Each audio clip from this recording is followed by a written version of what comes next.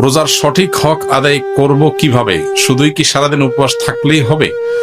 আমরা এর আগে বিভিন্ন সময় বিভিন্ন পর্যায়ে বলার চেষ্টা করেছি। নবী করিম সাল্লাল্লাহু আলাইহি সাল্লামের বেশ প্রসিদ্ধ হাদিস আছে এই প্রসঙ্গে। তিনি বলেছেন, রুব্বা সাইমিন লাইসা লাহু মিন সিয়ামিহি ইল্লাল জু'। বহু রোজাদার আছে যাদের রোজার থেকে উপোস থাকা ছাড়া আর কিছু হয় না।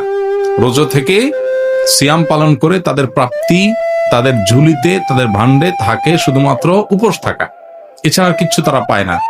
কত দুর্ভাগ্যের কথা! কষ্ট করে রোজা রাখলাম, কিন্তু উপোস থাকাই হলো, আল্লাহর কাছে কোনো কিছু গেল না। এটা সবচাইতে হতভাগা মানুষদের কথা।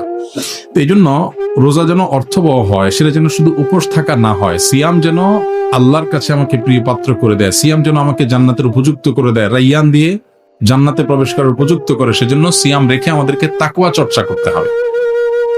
নবী করিম সাল্লাল্লাহু আলাইহি ওয়াসাল্লামের আরেকটা হাদিস আছে, তিনি বলেছেন, মাল্লাম ইয়াদা কাওলা যুরি ওয়াল আমাল বিহি ওয়াল জাহল ফালাইসা লিল্লাহি হাজাহ আন ইয়াদা তাআমাহু ওয়া শারাবাহু।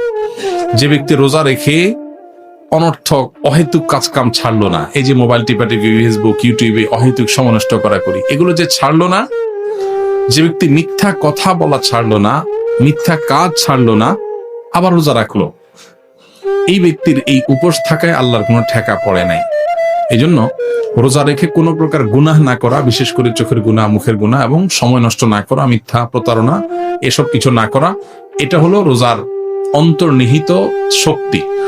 রোজার স্ট্রাকচারটা তো দাঁড়ায় যাবে, আমরা সাহারি খেলাম, সারাদিন কিছু না খেলাম, ইফতারিতে খেলাম, বাস পানাহার বর্জন করলাম, আমার রোজা দাঁড়ায় গেল। কিন্তু এই রোজা, এটার যে প্রাণ, সেটা আসার জন্য এই রোজা রেখে কোনো প্রকার সিয়াম পালন করে কোনো প্রকার গুনাহ থেকে আমাকে বেঁচে থাকার চেষ্টা করতে হবে, তাহলে সেটা অর্থবহ হবে।